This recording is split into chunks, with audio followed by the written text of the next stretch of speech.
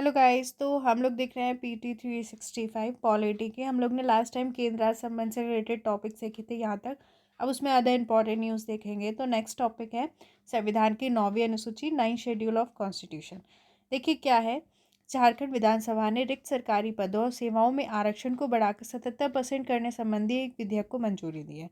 जो झारखंड विधानसभा है उसने क्या है, जो रिक्त सरकारी पद और सेवा है उसमें आरक्षण रिजर्वेशन को बढ़ाकर 77% करने संबंधी एक विधेयक को मंजूरी दी। अब आपको पता होगा कि 50% से ज़्यादा रिजर्वेशन नहीं किया जा सकता। लेकिन क्या है, हालांकि राज्य सरकार ने कहा है कि ये विधेयक तब लागू होगा जब केंद्र सरकार इसे 9वीं अनुसूची में शामिल कर देगी। कि उसने कहा ये विधेयक तब लागू होगा जब क्या है, केंद्र सरकार इसे 9वीं अनुसूची में शामिल कर देगी। क्योंकि जब 9वीं अनुसूची में शामिल हो जाता है कोई ठीक है विधेयक, तो क्या होता है कि उस पर जो हमारा उस पर न्यायिक समीक्षा फिर नहीं हो सकती है। ठीक है, फिर उसे कोर्ट नहीं देख सकता है। तो 9वीं अनुसूची को प्रथम संविधान संशोधक विधेयक 1951 द्वारा संविधान में जोड़ा गया था। तो जो हमारी 9वीं अनुसूची है उसको जो पहले संविधान संशोधन अधिनियम 1951 द्वारा संविधान में जोड़ा गया था। इसके पीछे का उद्देश्य कुछ कानूनों को मौलिक अधिकारों के उल्लंघन के आधार पर न्यायिक समीक्षा से बाहर रखना था। देखिए अगर तब क्या था, मान लीजिए कुछ सरकार को कुछ कानून बनाना बहुत ज़रूरी है। ठीक है, अब मान लीजिए उनको कोई सड़क बनानी है, तब संपत्ति का अधिकार हमारा क्या था, मौलिक अधिकार था। तो भैया वो नहीं ले सकती भूमि। तो मतलब इसलिए 9वीं अनुसूची बनाई गई कि मतलब कुछ कानून बनाना ज़रूरी है। तो अगर उसे 9वीं अनुसूची में डाल दिया गया, ठीक है, उस विषय को, तो क्या है उसकी न्यायिक समीक्षा नहीं हो सकती मौलिक अधिकारों के उल्लंघन के आधार पर। तो इसको बनाने का उद्देश्य क्या था कि कुछ कानूनों को मौलिक अधिकारों के उल्लंघन के आधार पर न्यायिक समीक्षा से बाहर रखना था। हालांकि लेकिन क्या हुआ, IR कोहेलो बनाम तमिलनाडु राज्य मामले में सुप्रीम कोर्ट ने अपने निर्णय में कहा कि 1973 के बाद 9वीं अनुसूची में शामिल किए गए कानून मूल ढांचे की अवधारणा के तहत न्यायिक समीक्षा के अधीन होंगे। लेकिन ये ध्यान रखिए, जो IR कोहेलो बनाम तमिलनाडु राज्य केस था, ठीक है, उसमें सुप्रीम कोर्ट ने कहा कि जो 1973 के बाद के जो भी 9वीं अनुसूची में जितने भी कानून शामिल किए गए, ठीक है, उनको मूल ढांचे, ठीक है, जो हमारा केशवानंद भारती केस था उसमें आया बेसिक स्ट्रक्चर कि भाई आप संविधान का बेसिक स्ट्रक्चर चेंज नहीं कर सकते। ठीक है, बेसिक स्ट्रक्चर चेंज नहीं कर सकते। तो बेसिक स्ट्रक्चर के आधार पर न्यायिक समीक्षा की जा सकती है 9वीं अनुसूची में शामिल कानून की भी, लेकिन जो 1973 के बाद कानून शामिल किए गए उनकी। ठीक है, मौलिक अधिकारों के उल्लंघन के आधार पर न्यायिक समीक्षा नहीं की जा सकती, लेकिन बेसिक स्ट्रक्चर मूल ढांचे के आधार पर कानूनों की समीक्षा की जा सकती है जो 9वीं अनुसूची में शामिल किए गए हैं। तो अभी झारखंड ने ऐसा किया है, तो ये बात ध्यान रखिए, इसलिए ये न्यूज़ में आया। अब देखेंगे arm forces special power act, AFSPA. ठीक है, arm force special power act जो है अफस्पा, गृह मंत्रालय ने असम, नागालैंड, मणिपुर के कुछ हिस्सों से arm forces special power act को हटा लिया है। ठीक है, तो अभी जो गृह मंत्रालय ने असम, नागालैंड, मणिपुर के कुछ हिस्सों से इसे हटाया है। इन राज्यों में सुरक्षा और कानून व्यवस्था की स्थिति में सुधार की वजह से कुछ क्षेत्रों में अफस्पा को हटाया गया है। तो कुछ इन राज्यों में क्या है, कुछ जगह स्थिति में सुधार हुआ है, सुरक्षा और कानून व्यवस्था की स्थिति में कुछ जगह सुधार हुआ है। इस घोषणा के बाद अब इन 3 राज्यों के कुछ हिस्सों में अफस्पा लागू रहेगा, मतलब कुछ जगहों पे ये लागू रहेगा। इसके अलावा अभी अरुणाचल प्रदेश के कुछ हिस्सों और जम्मू कश्मीर में अफस्पा लागू है। तो अभी क्या है, अरुणाचल प्रदेश के कुछ हिस्सों और जम्मू कश्मीर में लागू है। अब इसके बारे में ये है क्या, यही हमें जानना होता है। यह कानून अशांत क्षेत्रों, डिस्प्यूटेड एरिया में कानून व्यवस्था को बहाल करने के लिए सशस्त्र बलों को अफस्पा अधिनियम की धारा 4 के तहत विशेष शक्तियाँ तथा धारा 6 के अंतर्गत उन्मुक्तियाँ प्रदान करता है। देखिए जैसे अगर कोई क्षेत्र है, अब वहाँ पे बहुत ज़्यादा खराब स्थिति, अशांत क्षेत्र है, डिस्टर्ब्ड एरिया है, ठीक है, अगर कोई अशांत क्षेत्र है, डिस्टर्ब्ड एरिया है, तो ये कानून उस जगह कानून व्यवस्था को बहाल करने के लिए जो सशस्त्र बल होते हैं, आर्म फोर्सेस होते हैं, उनको इस अधिनियम की धारा 4 के तहत उन्हें विशेष शक्तियाँ देता है और धारा 6 के तहत कुछ उन्मुक्तियाँ देता है। कैसे? कई बार किसी राज्य केंद्र शासित प्रदेश का पूरा भाग या कोई भाग हिंसा या उपद्रव के चलते ऐसी स्थिति में पहुंच जाता है कि वहां कानून व्यवस्था बनाए रखना मुश्किल हो जाता है। ऐसे में जब सिविल प्रशासन की सहायता के लिए सशस्त्र बलों का उपयोग करना आवश्यक हो जाता है, तब वहां अफस्पा की घोषणा की जाती है। अफस्पा अधिनियम 1958 की धारा 3 के तहत किसी राज्य उस क्षेत्र को अशांत घोषित किया जाता है। ठीक है, तो क्या है, इसकी धारा 4 के तहत विशेष शक्तियाँ और धारा के 6 के तहत उन्मुक्तियाँ प्रदान करता है। लेकिन क्या होता है कि कई बार जब किसी राज्य या किसी यूटीज़ में उसका मतलब किसी भाग में या पूरे भाग में क्या होता है, जब हिंसा या उपद्रव वाली स्थिति हो जाती है, ठीक है, और वहाँ पे कानून व्यवस्था, नॉर्मल कानून व्यवस्था बनाए रखना मुश्किल हो जाता है कि पुलिस नहीं बनाए रख सकती है कानून व्यवस्था।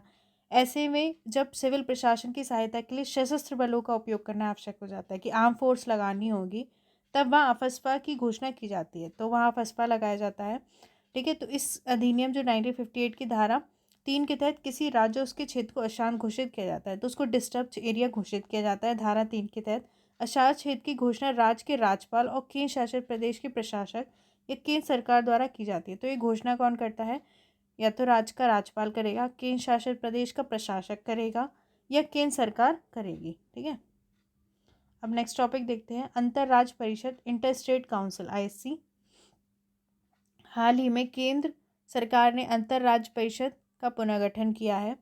भारतीय संविधान के अनुसार राष्ट्रपति आर्टिकल 263 के तहत ऐसी परिषद की स्थापना कर सकते हैं। ठीक है, तो केंद्र सरकार ने अंतर्राज्य परिषद का पुनर्गठन किया है और भारतीय संविधान के अनुसार जो राष्ट्रपति होता है वो आर्टिकल 263 के तहत ऐसी परिषद की स्थापना करता है। साथ ही राष्ट्रपति को ऐसी परिषद द्वारा निष्पादित किए जाने वाले कर्तव्यों की प्रकृति को परिभाषित करने का अधिकार भी प्रदान करता है।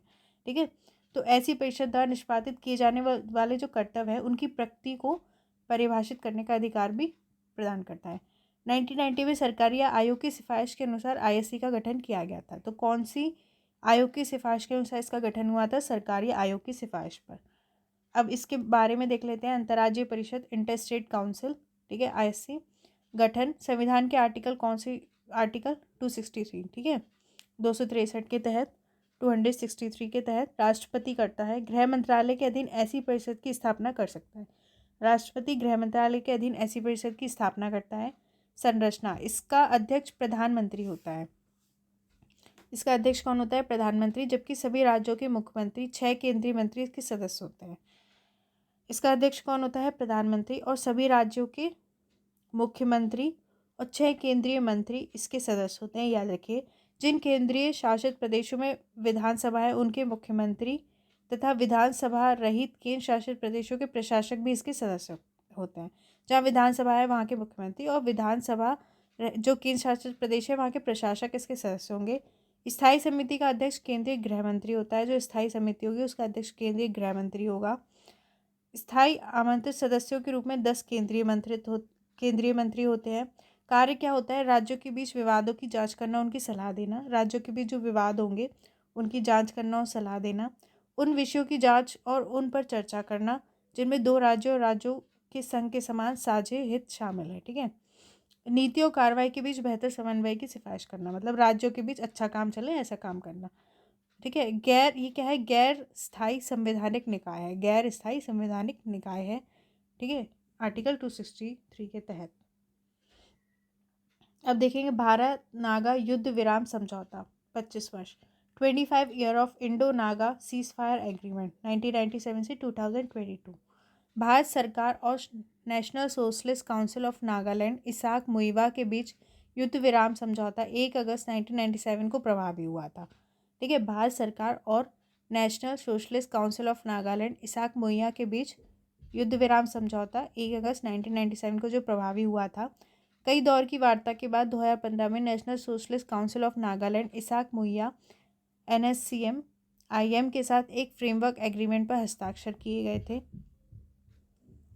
ठीक है, कई दौर की वार्ता के बाद 2015 में इनके बीच एक फ्रेमवर्क एग्रीमेंट पर हस्ताक्षर किए गए थे। हालांकि नागा ध्वज और यह जावो नागा संविधान पर दोनों पक्षों के बीच असहमति के कारण स्पष्ट रूप से शांति प्रक्रिया आगे बढ़ने में विफल रही। तो मतलब इन दोनों नागा ध्वज और यह जावो जो नागा संविधान पर दोनों पक्षों के बीच असहमति रही। NSCM IM ने यह जोर देकर कहा कि दोनों विषयों को फ्रेमवर्क समझौते में शामिल किया गया था। ठीक है, तो इस समझौते के 25 वर्ष हो गए हैं। अब नेक्स्ट टॉपिक है अंतर पश्चात राजस्व घाटा, पोस्ट डिवॉल्यूशन रेवेन्यू डेफिसिट, PDRD अनुदान। ठीक है, वित्त मंत्रालय ने के व्यय विभाग ने 14 राज्यों को पीडीआरडी अनुदान की 7वीं मासिक किस्त जारी की है। जो वित्त मंत्रालय का व्यय विभाग है उसने 14 राज्यों को पीडीआरडी अनुदान की 7वीं मासिक किस्त जारी की है। संविधान के आर्टिकल 275 के तहत राज्यों को पीडीआरडी प्रदान किया जाता है। आर्टिकल 275 है जो 275 के तहत राज्यों को पीडीआरडी प्रदान किया जाता है, पोस्ट डिवोल्यूशन रेवेन्यू डेफिसिट। ठीक है। अंतरण पश्चात राजस्व घाटा अनुदान। राज्यों को यह अनुदान राशि क्रमिक वित्त आयोग की सिफारिश के अनुसार जारी की जाती है। ये जो राशि है वो राज्यों को क्रमिक वित्त आयोग की सिफारिश के अनुसार जारी की जाती है। इसका उद्देश्य अंतरण पश्चात राज्यों के राजस्व खातों में अंतर को पूरा करना है। इसका उद्देश्य क्या है? अंतरण पश्चात राज्यों के राजस्व खातों में जो अंतर है उसको पूरा करना है। इस अनुदान को प्राप्त करने की राज्यों की पात्रता और 2020-21 से 2025-26 की अवधि के लिए अनुदान की मात्रा का निर्धारण 15वें वित्त आयोग ने किया है। नेक्स्ट टॉपिक है स्वायत्त जिला परिषदें, ऑटोनोमस डिस्ट्रिक्ट काउंसिल, एडीसीज। देखिए, मेघालय ने सीमा विवाद से निपटारे के लिए असम के साथ समझौता किया है। मेघालय की खासी हिल्स स्वायत्त जिला परिषदें इस समझौते का विरोध कर रही हैं। देखिए, हमें क्या पढ़ना है? ऑटोनोमस डिस्ट्रिक्ट काउंसिल, जो मेघालय ने सीमा विवाद के निपटारे के लिए, ठीक है, असम के साथ समझौता किया है। असम और मेघालय में सीमा विवाद है तो उससे मेघालय ने उस विवाद के निपटारे के लिए असम के साथ समझौता किया है। मेघालय की जो खासी हिल्स स्वायत्त जिला परिषद है, ठीक है, वो इस समझौते का विरोध कर रही है। स्वायत्त जिला परिषद ऑटोनोमस डिस्ट्रिक्ट काउंसिल के बारे में इसलिए हम पढ़ेंगे। देखिए, इसकी स्थापना 6ठी अनुसूची के तहत की गई है। ठीक है, 6ठी अनुसूची के तहत इसकी स्थापना होती है। इन्हें कुछ कार्यकारी, विधायी और न्यायिक शक्तियाँ भी दी गई हैं। 6ठी अनुसूची में क्या है? असम, मेघालय, त्रिपुरा और मिजोरम के जनजातीय क्षेत्रों के प्रशासन के प्रावधान किए गए हैं। ठीक है, 6ठी अनुसूची में 4 राज्यों के बारे में, असम, मेघालय, त्रिपुरा, मिजोरम के AMTM याद रखिए कि जनजातीय क्षेत्रों के प्रशासन के प्रावधान किए गए हैं। वर्तमान में असम, मेघालय, त्रिपुरा, मिजोरम में 10 ADCs हैं। ठीक है, ऑटोनोमस डिस्ट्रिक्ट काउंसिल्स है। संरचना, प्रत्येक ADC में कम से कम 30 सदस्य होते हैं। इसमें कम से कम 30 सदस्य होते हैं। इनमें 4 राज्यपाल द्वारा मनोनीत किए जाते हैं, 4 राज्यपाल द्वारा मनोनीत होते हैं और 26 वयस्क मताधिकार के जरिए चुने जाते हैं। 26 चुने जाते हैं। इनका कार्यालय 5 वर्ष का होता है, 5 साल के लिए काम करते हैं। शक्तियाँ, राज्यपाल को स्वायत्त जिलों के क्षेत्रों का विस्तार करने, उन्हें घटाने, उनके नाम को बदलने का अधिकार है। ठीक है, तो राज्यपाल जो है उसको स्वायत्त जिले होते हैं, उनका विस्तार करने, उन्हें घटाने, उनका नाम बदलने का अधिकार होता है। परिषदों को दीवानी, सिविल और आपराधिक क्रिमिनल मामलों में न्यायिक शक्तियाँ प्रदान की गई हैं। इन्हें न्यायिक शक्तियाँ भी हैं। इन परिषदों का क्षेत्राधिकार संबंधित उच्च न्यायालय के क्षेत्राधिकार के अधीन होता है। ठीक है, तो उच्च न्यायालय के क्षेत्राधिकार के अधीन होता है इनका क्षेत्राधिकार। ठीक है, तो ये याद रखिए कि इस समझौते का विरोध किया है। अब देखते हैं टॉपिक महाजन आयोग। 1966 में केंद्र सरकार ने महाराष्ट्र, कर्नाटक और केरल में सीमा विवाद को हल करने के लिए महाजन आयोग की स्थापना की थी। ठीक है, तो महाजन आयोग क्या है? केंद्र सरकार ने जो महाराष्ट्र, कर्नाटक और केरल है उसमें जो सीमा विवाद है उसको हल करने के लिए महाजन आयोग की स्थापना की थी। आयोग ने 264 गांवों को महाराष्ट्र में स्थानांतरित करने और बेलगावी, पुराना नाम बेलगाम, और 247 गांवों के कर्नाटक में बने रहने की सिफारिश की थी। ठीक है, तो 264 गांव जो थे वो महाराष्ट्र में स्थानांतरित करने और बेलगावी, ठीक है, बेलगांव और 247 गांवों के कर्नाटक में बने रहने की सिफारिश की थी। ठीक है, महाराष्ट्र ने आयोग की सिफारिशों को अस्वीकार कर दिया था। महाराष्ट्र ने इसे नहीं माना था। साथ ही उसने 2004 में संविधान के आर्टिकल 131 131 के तहत राज्य पुनर्गठन अधिनियम 1956 को सुप्रीम कोर्ट में चुनौती दी थी। ठीक है, तो जो महाराष्ट्र है उसने इसको सिफारिशों को नहीं माना था और 2004 में उसने क्या है, आर्टिकल 131 के तहत जो राज्य पुनर्गठन अधिनियम है उसको सुप्रीम कोर्ट में चुनौती दी थी। बेलगावी वर्तमान में कर्नाटक का हिस्सा है। तो अभी तो कर्नाटक का हिस्सा है पर इसको लेकर विवाद बना हुआ है महाराष्ट्र और कर्नाटक में। तो यहाँ पर हमारे ये वाले टॉपिक्स ख़त्म हो रहे हैं। फिर जुडिशरी से रिलेटेड टॉपिक हम नेक्स्ट वीडियो में स्टार्ट करेंगे। आपको कैसा लग रहा है आप ज़रूर बताइए। Thank you.